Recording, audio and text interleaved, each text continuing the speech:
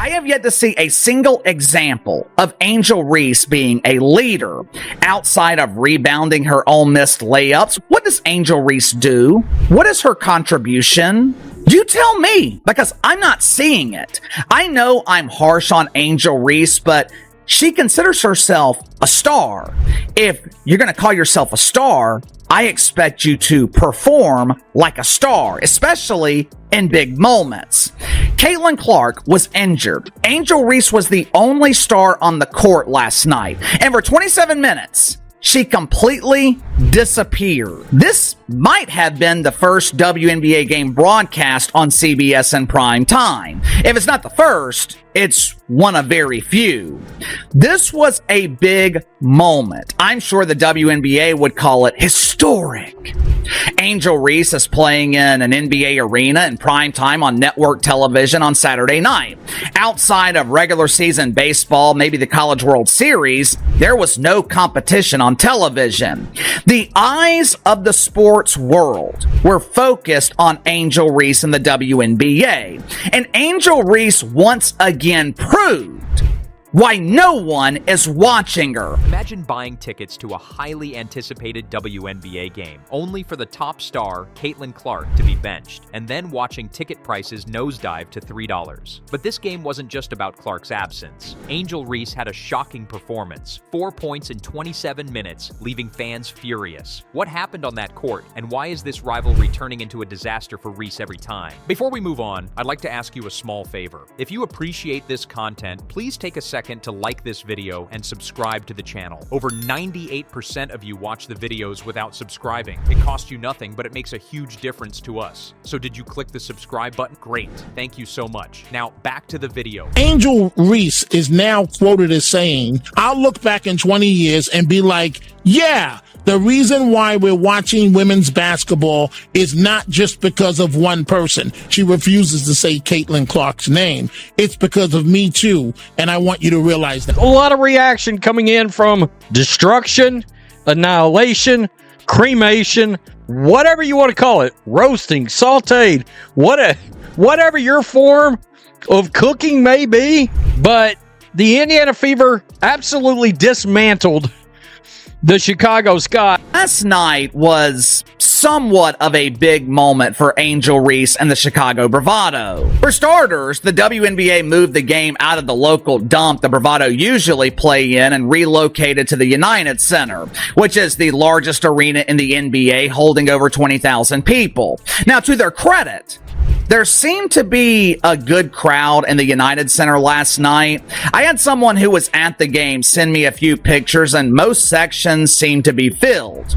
It wasn't a sellout, but there was supposedly over 19,000 people in attendance. Of course, it's easier to draw a decent crowd when tickets are selling for $3 hours before the game starts. Winding down, you got to close out with the hand up. Her hands were down, and Howard knocked it down, and that is a travel. Reese frags the pivot foot, gives the ball back to Indiana. Let's break down the game that left the Chicago Sky humiliated at home. Angel Reese had the type of opportunity any player dreams of. Center stage, primetime game, a packed United Center buzzing with 19,000 fans, and no Caitlin Clark in sight. This was supposed to be her moment to step up, silence doubters, and give the world a performance to remember. Instead, what unfolded was a night that fans are trying to forget. Reese, often touted as one of the faces of a new era in the league, finished with just 4 points, shooting 2 for 7 from the field. She was barely a factor, and her lack of energy on the court reflected directly on the team's painful struggles. Coming into the game, the hype was undeniable. Reese, known for her confident social media presence and polished public image, carried significant buzz. She posted pre-game updates flaunting her bold sense of style, giving fans the impression she was ready to dominate. Yet, when the ball tipped off, that confidence didn't carry over to her play. While the Indiana Fever dissected the Chicago Sky defense, Reese seemed more like a bystander than a centerpiece. She grabbed just 3 rebounds and recorded no assists, blocks, or steals. It wasn't just a tough game, it was barely a showing. And this wasn't the first time Reese failed to live up to expectations against Indiana. Back in May, when these two teams met, the Fever blew past the Sky in another lopsided loss, a game where Reese was similarly unable to make a meaningful impact. The recurring struggles are becoming a storyline fans fans can't ignore. It's frustrating, especially since this game was supposed to silence those criticisms, not amplify them. The Sky's offense didn't fare any better. No player on the team managed to score in double figures, and they totaled just 52 points, their lowest in over 12 years. Make no mistake though, this wasn't just bad luck. Indiana's defense was relentless, holding Chicago to one of their worst offensive performances in franchise history. For Reese, this game was more than an off night. It was a missed chance to prove she doesn't need names like Caitlin Clark to create her own spotlight. But while she faded, the Fever were just getting started. Caitlin Clark wasn't anywhere near the court, and yet the Indiana Fever looked unstoppable. Missing not just their biggest star, but also their head coach, Stephanie White, the team seemed set up for a tough night. But if you thought they'd struggle without their key pieces, you couldn't have been more wrong. Instead, they embarrassed the Chicago Sky with a 27-point blowout, proving that this group doesn't rely on a single star to dictate their success. Acting head coach Austin Kelly kept the team razor-focused, clearly prioritizing defense. As Kelly put it, "Our best defense is when our offense is clicking," and clicking might even be an understatement. The Fever's unselfish style of play was a masterclass in team basketball. They racked up 20 assists on 27 made field goals, an absurdly efficient ratio that left the Sky chasing ghosts. Players like Kelsey Mitchell and Ari McDonald stepped into the spotlight, showing why Indiana's depth is more than just a talking point. Mitchell led the charge, dropping an efficient 17 points to go along with 5 rebounds and 2 assists. Her leadership on the floor set the tone early and made it clear the Fever weren't about to miss a beat without Clark. Then there was Ari McDonald, operating as though she had something to prove. On a hardship contract, McDonald came off the bench to score 12 points, including 3 huge three-pointers, and added 4 steals. Her energy shifted the game and showed the dangers of underestimating Indiana's reserves. The offensive balance was striking. Natasha Howard scored 13 points. Aaliyah Boston pitched in with 11 points, 5 rebounds, and 5 assists, while even Lexi Hull reached a career milestone by surpassing 500 points. On the defensive end, Indiana's dominance was undeniable. They held Chicago to 52 points, the Sky's lowest total since 2011. Every shot was contested, every turnover punished. It was a complete effort, and if this game proved anything, it's that the Fever aren't a one-player show. This win wasn't just dominant, it was a message to the entire league. This game wasn't just another loss for the Chicago Sky, it was a reality check for Angel Reese and a defining moment for the Indiana Fever. Without Caitlin Clark, the Fever displayed a championship-worthy team effort, showing they don't need any single player to lead the charge. Meanwhile, Reese's glaring underperformance left fans questioning whether her hype is overshadowing her game. 4 points in 27 minutes isn't what stars are made of, especially on a night meant to highlight her talent. So what's next? Can Reese shift the narrative, or has her spark dim? One thing's certain, the Fever aren't slowing down.